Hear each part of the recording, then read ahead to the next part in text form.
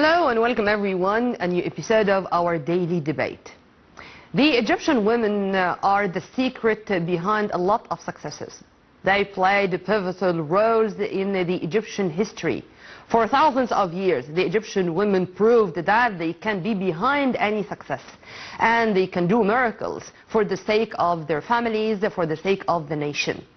In fact, our political leadership knew that.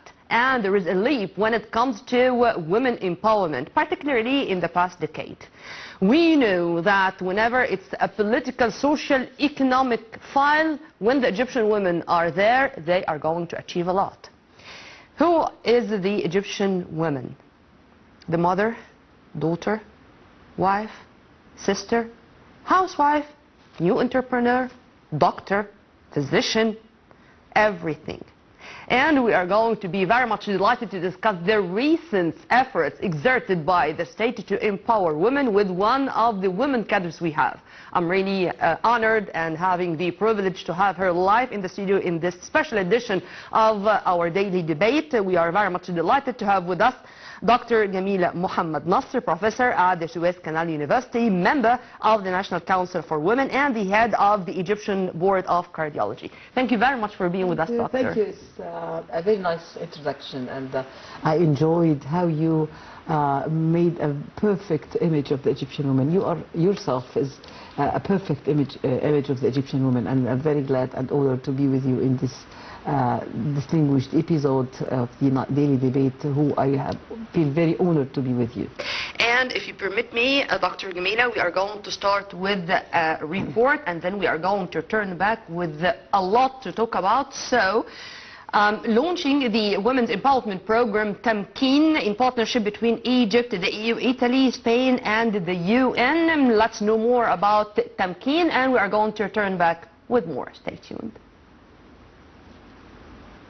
Launch of the Women's Empowerment Program, Tamkeen, in partnership between Egypt, the European Union, Italy, Spain, and the United Nations. The Ministry of International Cooperation and the National Council for Women and the European Union launched the Women's Empowerment Program, Tamkeen, in partnership with the governments of Italy and Spain, together with the United Nations in Egypt, namely UN Women, UNFPA, and UNICEF. Tamkeen is a 3-year program that will be implemented within the framework of the EU-Egypt partnership priorities, with an EU contribution of €10 million, through supporting the realization of the objectives of the National Strategy for the Empowerment of Egyptian Women 2030 and Egypt's Sustainable Development Strategy Vision 2030. The program aims at achieving an accelerated progress in gender equality and at strengthening the empowerment of women in Egypt.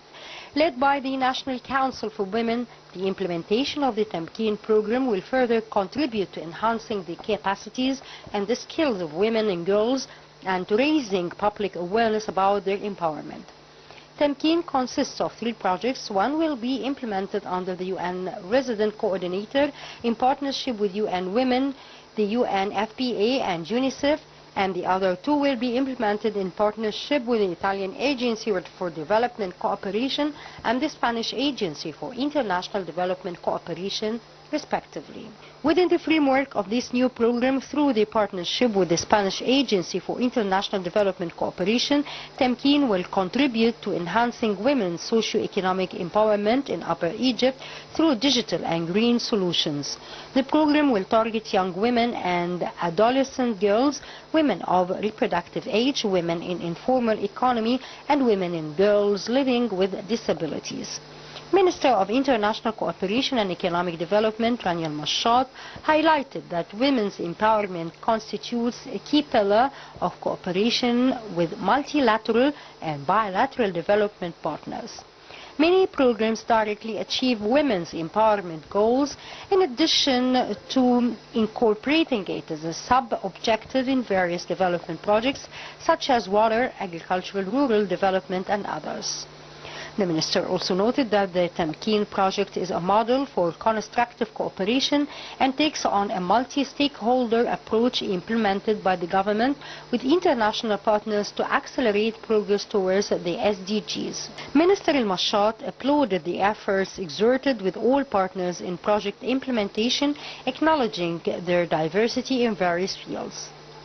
She expressed gratitude to the United Nations and its various agencies, the European Union and the embassies of Spain and Italy for their continuous cooperation and coordination to achieve progress in priority pillars that enhance the state's vision and developmental agenda. Meanwhile, Dr. Maya Morsi, the President of the National Council for Women, expressed that launching this program is considered a continuation to the government of Egypt's tireless efforts to empower women for over 10 years. Dr. Morsi highlighted that the program aims at enhancing the rights and opportunities of women and girls in various fields by increasing their participation in leadership positions, promoting access to their social and economic rights, reducing their exposure to the risks of violence, including harmful practices.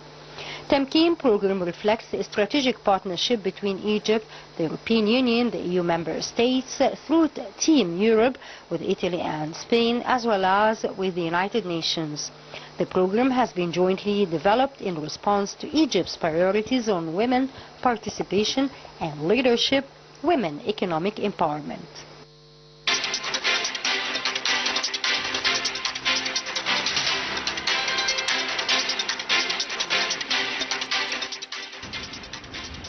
Ladies and gentlemen, welcome back. You are still watching Daily Debate from Nile TV International Studios here in Cairo, and we are very much delighted to have Dr. Gamila, Nasr professor at the Suez Canal University, member of the National Council for Women, head of the Egyptian Board of Cardiology, and she is really wearing a lot of many hats, so we're going to start immediately. If you permit me, Dr. Gamila, from the general to the specific, how do you see the file of empowering Egyptian women in general, and to make sure that it's really witnessing a leap, particularly in the past decade? Well, we're very happy and very proud now in Egypt that women has a very amazing place in the heart of all leaders, and maybe particularly our president Fattah al-Sisi, because as we know that in every occasion we have found that a real respect to the Egyptian women, and really this very important issue makes the Egyptian women empowered and very eager to do more and more. And we're very happy because now we're finding Egyptian ladies occupying a lot of many positions, whether they are doctors, whether they are in any occasion in the whole field. So we're very happy about that. And by the way, I just give a big congratulations to Mrs. Mel Ammar. She's having now the position of being the head of the Egyptian National Council of Women, and of course endless gratitude and thanks are due to Minister Maya Morsi, because now she's having another position. So we are witnessing very great change in the field of women empowerment, and a lot of many achievements have been there in the last few years, and so we're very happy about that. Simply, it's a cumulative achievements. We build, or we start from where the others end, and we are going to continue with the very same sustainable development goals for the sake of Egypt in general. But what's really amazing that our national strategy depends on scientific rules. And when we talk about empowering women, we are talking about empowering women politically, economically, socially, and women protection is also one of the state's priority. If you want to elaborate on that. Yes, very important issue, because when you are talking, as you say, in many situations, you find there is, the empowerment in women goes in different ways and in different pillars. We do have the pillar of, how the women should be economically endorsed, economically being empowered, as well as scientifically being empowered, as well as, of course, also regarding doing a lot of projects, doing a lot of, also empowering her in every situation in her life, being a lot, enabling her to do some projects, small projects. So, as we can see, commercially is very, very important. She's being able to earn a lot of money, to be, not to be in need. Not to be in need. This is a very important issue. Yeah. Also politically, she's also we are talking about the health as well, and of course, if you are I'll tell you something very important. There's the law of Maslow's law. What this law? This denotes that it's just a triangle, and this triangle really elaborates the issue of achievement for the whole country. As we can see, this triangle, the base of the triangle is that you look for your having a nice house, looking for how you can buy a car, for example. You can you have food and something like this. But when you go to the next step in this triangle, that you feel safe. Thanks God, Egypt now you feel safe.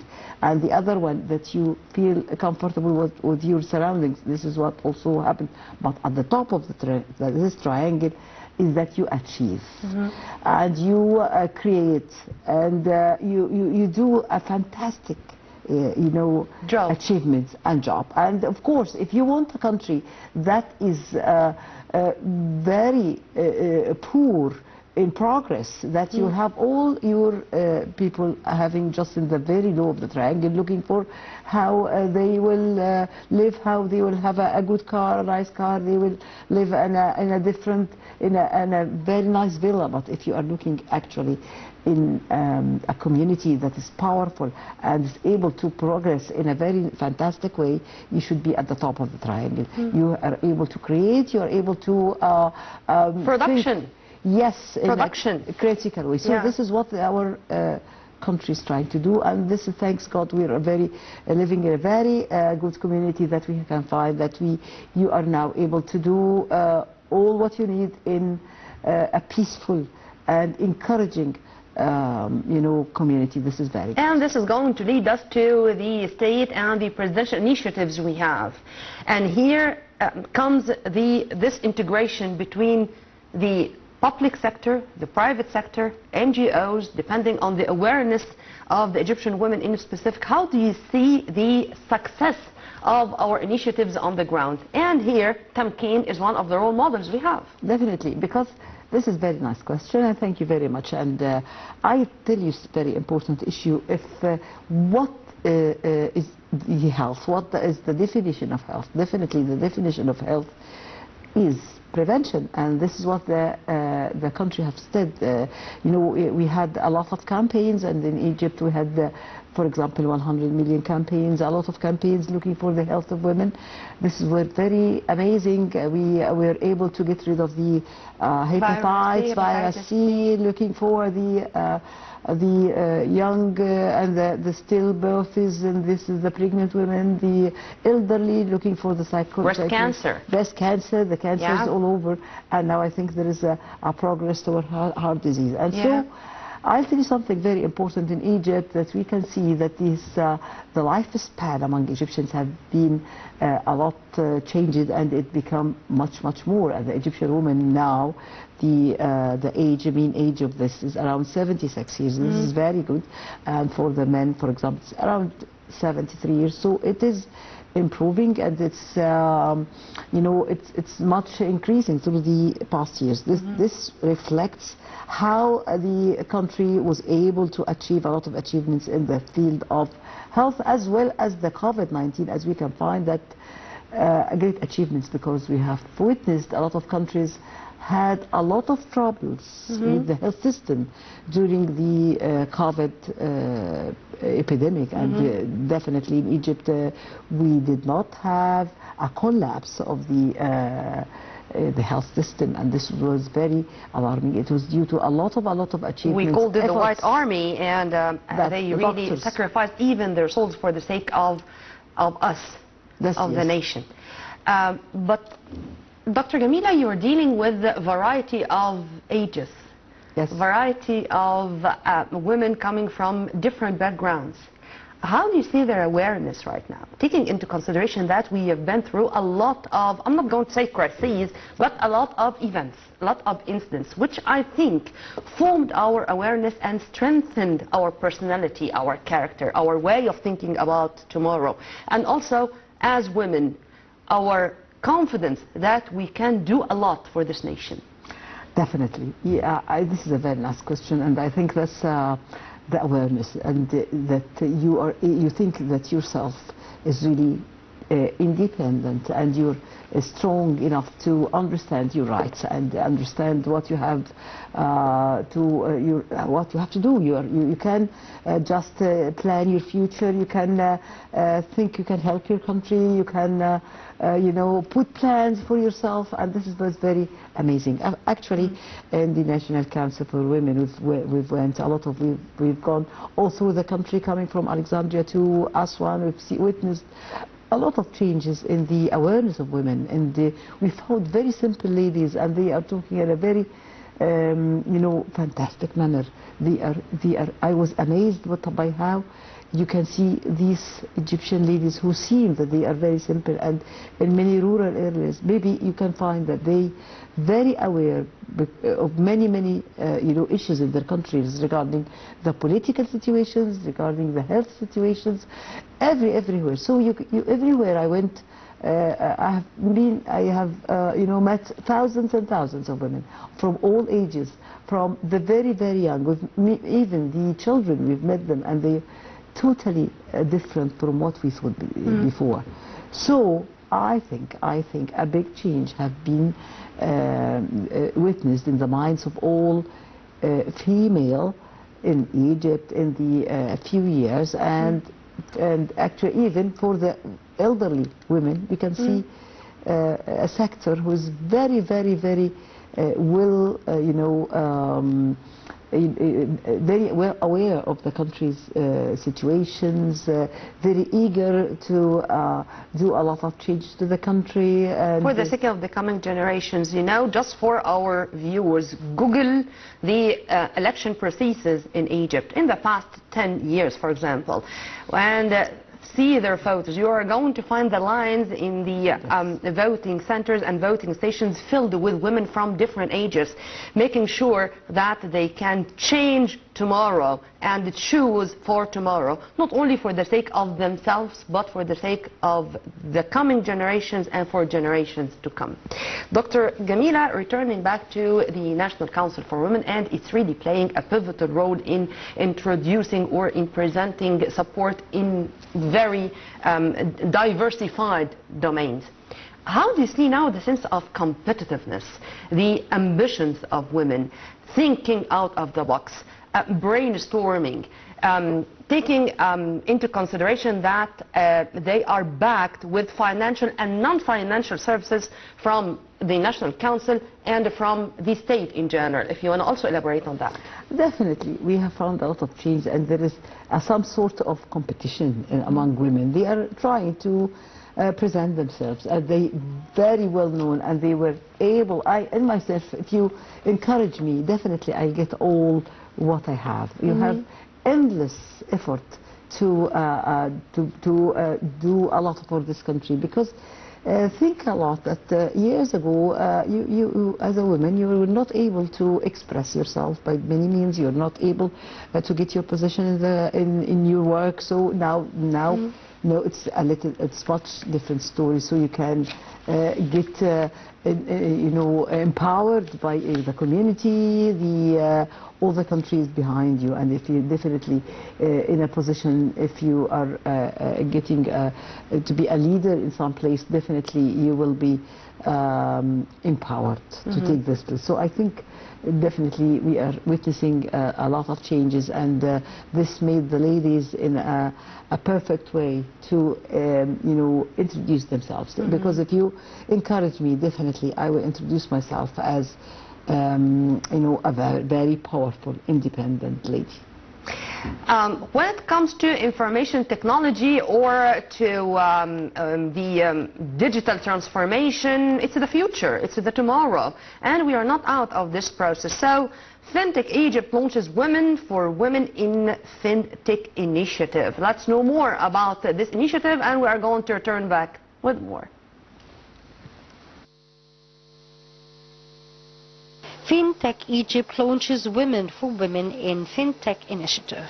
Within the framework of the banking sector's unwavering efforts to support and empower women, FinTech Egypt, an initiative by the Central Bank of Egypt, launched the Women for Women in FinTech initiative with the aim of providing innovative FinTech solutions to support women entrepreneurs across various sectors in expanding their businesses. The initiative, which commenced in March 2024 and is planned to resume for 6 months, provides women entrepreneurs with intensive training sessions and workshops in different fields to highlight the significance of FinTech, as well as directing entrepreneurs to adopt innovative FinTech solutions in their businesses. Notably, Women for Women in FinTech is under the umbrella of accelerating the initiative inaugurated by the CBE in 2021 to accelerate the pace of developing innovative FinTech solutions that meet the needs of women entrepreneurs. This initiative comes within the framework of the CBE's FinTech strategy and contributes to the efforts that aim to localize FinTech applications through supporting the unique potentials and talents of entrepreneurs and specifically female entrepreneurs. The initiative also aims to equip women with the skills to use FinTech applications and achieve the right of matchmaking between startups and banks via the embedded finance solutions to increase the long-term growth and success opportunities for startups, especially in light of the continuous development of the digital economy and the subsequent increased reliance on FinTech innovations. In the same context, women entrepreneurs will acquire the necessary guidance and skills to implement the embedded finance solutions, which will greatly assist in business development and enable enterprises to apply and capitalize on the embedding payment and embedded lending solutions. The program comes within the framework of the CBE's proactive role in supporting and fostering startups, especially the women-led, with the aim to achieve economic and social empowerment for Egyptian women, in addition to encouraging female entrepreneurs to apply innovative FinTech solutions and develop their businesses.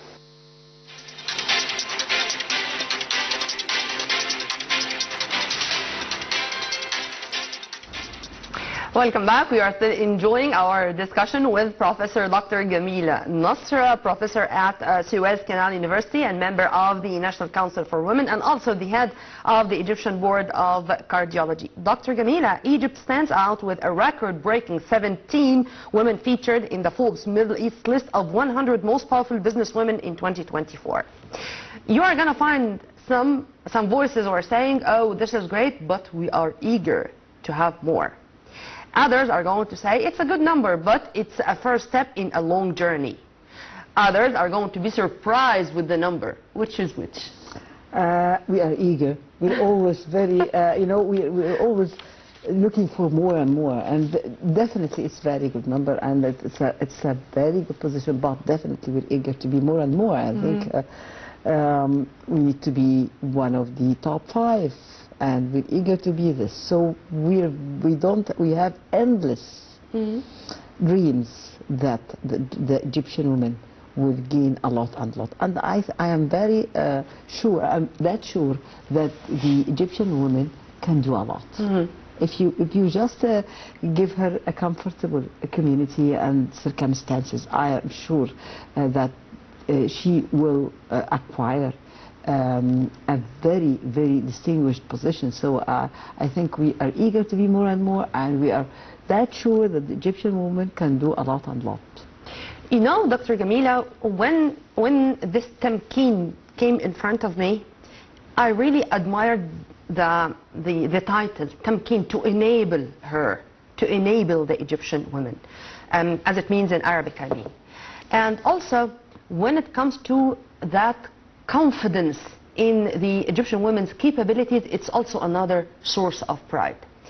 With vocational training, with education, with teaching her what's the difference between a risk and a calculated risk, with the support, which is to start from scratch, from square zero, until she is really capable of taking the full responsibility of her project.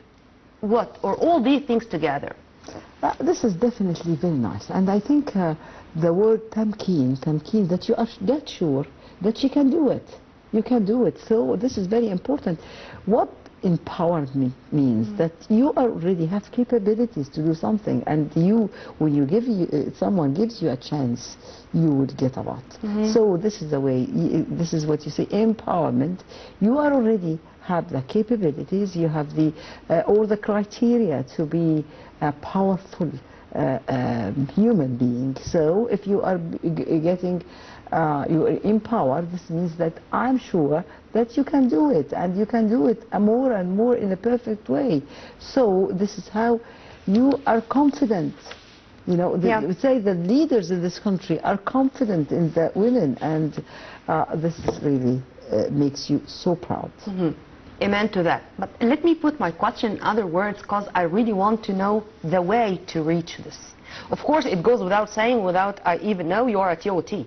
Of course, you are a trainer of trainers. I know it. So, UN Women Egypt offered a free online training program designed to equip women with the skills needed to thrive in the information and technology job market. How do you see this as a must, not a luxury anymore? To know that without this IT and without diving into the modern technology, we are not going to achieve anything. How do you see the awareness of our women regarding that? When you have a course, how many women do you find in front of you out of the whole course? Let us know practically. I'll tell you something important, that diving into technology is a real importance, because it's, you should actually not anymore. We are talking about illiteracy, we are talking about computer illiteracy, we are talking about information illiteracy, so it's not anymore looking for this simple information. And of course the whole world is just you know, doing a lot of you know, achievements in the field of IT. Because I'm a cardiologist, I'm dealing with heart disease, and we are talking now about artificial intelligence in the field of science and in medicine. Now we're finding some robotic surgery, and you can see you can do cardiac surgery through robots, and this is very equipped in a way, so you're not anymore doing you know, a big hole in the chest of the patient, so just putting through a small hole, and that's just doing a robotic surgery. And through this you can do amazing steps, which is really so you need to tell the also you are talking about the courses. Of course, definitely this is in the real ground basis among Egyptian females, especially those for the young females, and maybe in the elderly as well. You can find, when you are talking about, for example, if you have a course, that maybe 80% of the attendees are females. And this is exactly what I wanted to hear. Yes, definitely. And of course, because I'm a professor in a school of medicine, and of course now the problem that if you go to a school of medicine, definitely you'll have more than 50% of the students and the medical students are females. So this is a real change. This is a real change, and as we witness that the ladies are very eager to achieve. And they are persistent a lot to do. So I think there was a big change in the mind of the community, a big change in the power of the ladies, and maybe the very young females. So we're very proud of that. And this needs to change the culture. Has our culture changed regarding that? And here I'm not speaking about the big cities. I'm not speaking about Cairo, Alexandria. I'm speaking about the rural areas, the remote areas. Do you think that what we are talking about now is something which we can find anywhere, or it's only located in the central cities? I think it's Definitely, it has been changed, and I'm sure of that. Because I'll tell you something very important. The females, we have, as I've told you, that I've been visiting a lot of places in Egypt, and we've been to the most southern area in Egypt. We've been to Luxor, to Aswan. We've found a lot of females in the rural areas, and they are there. Looking for their rights, they are taking their education, and I think a lot of changes have been witnessed in the whole Egypt, and definitely you can find professors, you can find doctors coming from the southern area. Not anymore, you're not enabling the females to not to educate, no to go. Even if you are comparing those who are going to get their, postgraduate studies, we are not talking postgraduate studies inside Egypt, but maybe they are outside. You can find a lot of ladies going abroad by themselves. So I assure that the culture among Egyptians have been changed. And let me take it a little bit to the political arena or the decision-making process. How do you see the Egyptian women participation in decision-making? Definitely.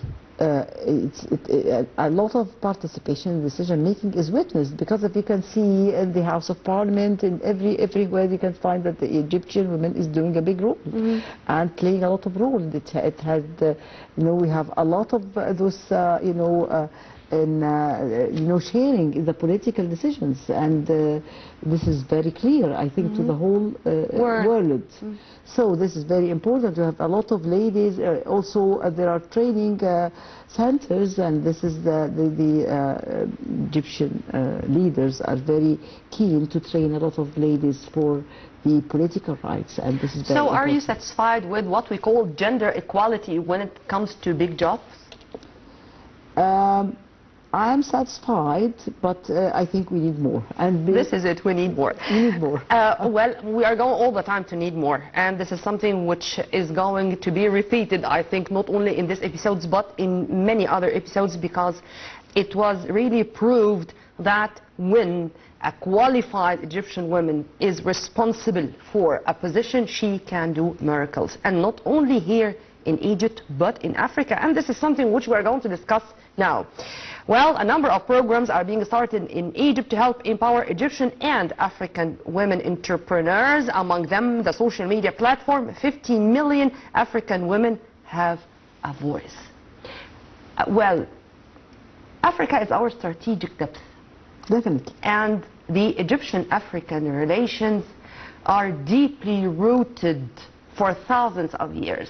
And as usual, Egypt is keen to exchange visions, expertise, good opportunities with our African allies. How do you see this platform? It's amazing platform, because I myself, I was elected from the African continent as being a representative of the continent in the International Society of Cardiovascular Disease Prevention, and this makes me very proud. Makes me very honored to have this. I tell you something. There is something which relates you to Africa. We are in a common land. We're in a one continent. We are sharing a lot of cultures. We are sharing, and I think that Egypt, of course, has a distinguished position. And I think that Egypt is the heart of Africa.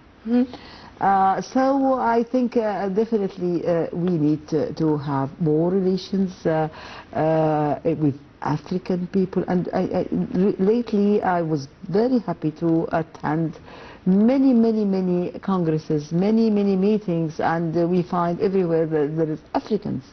So we're very happy to have this. We also in Egypt. Have you spoken with some of them, Dr. Gamila? Definitely, a lot of them. We feel very proud. What was their reaction, or knowing well that they can duplicate many experiences and they can be as successful as the one they have witnessed or they admired? Yes, definitely. I myself have been very proud, being ahead of the Scientific Council for the Egyptian Board of Cardiovascular Disease Medicine. I do assure you that we do have around 10%, 15% of them are African. Oh. African students studying heart disease in Egypt. This is very, I'll tell you something, a very intimate relation, a very nice relation. It's even, they are capable of, having a very, very amazing relationship with the Egyptians, with even the patients. Can you imagine this? Yeah, So sure. they are definitely immersed in the culture of Egypt. So I do suppose that definitely it's a very perfect way to get the Egypt as in direct connections with the Africans, and this is our depth.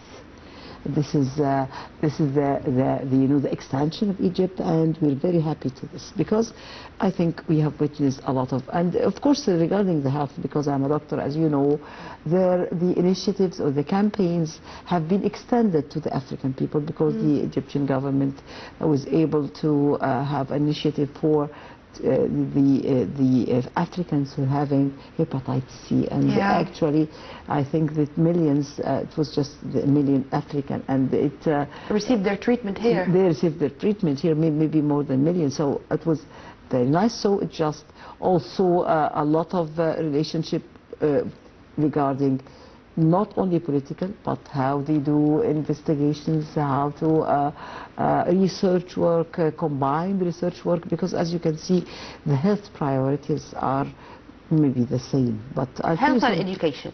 Health education is really very important. Education is non-negotiable. Yes. And health. And this is something which was said more than once, whether by President Abdel Fattah al-Sisi, Prime Minister Dr. Mustafa Madbouli, and many of our top statesmen.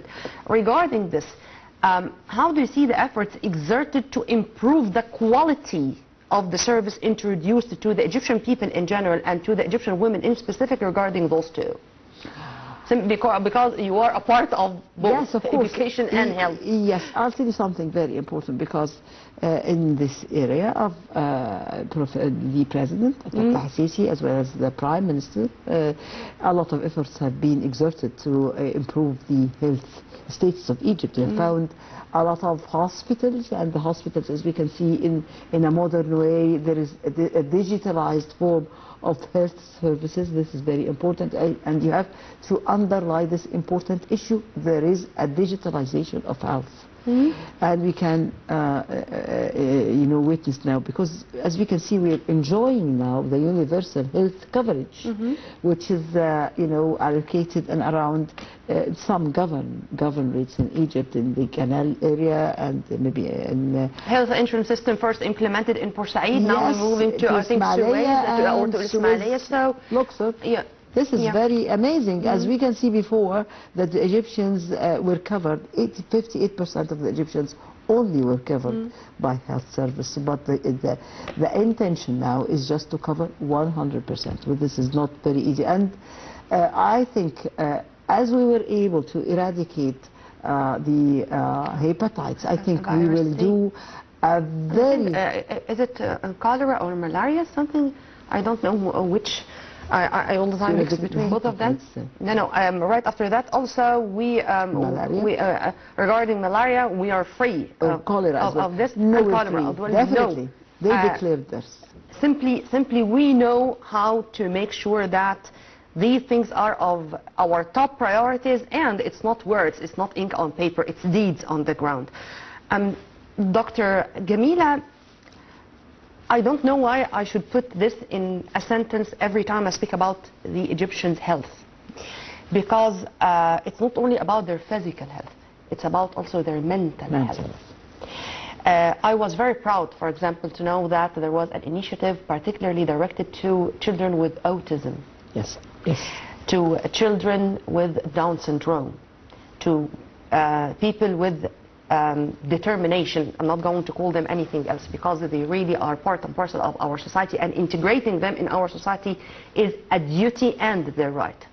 How do you see also putting what I've said also on the top of the state's priority, not only about the physical health? Definitely. I'll tell you something very important, that the health is definitely It's not just physical health, but we are talking about mental health, the psychological health. Definitely is very important. Autism. I think special thanks are due to the governor of Ismailia, because I'll tell you something. A few days ago, Ismailia, General Akram Galal, because what he said, he just a few days ago, being the head of the syndicate of the Ismailia governorate, he just intending, and he said that we need to offer help to the children with autism and those who are handicapped.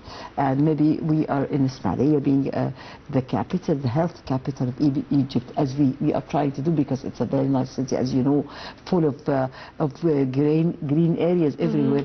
And he said that we are looking for the autism patients.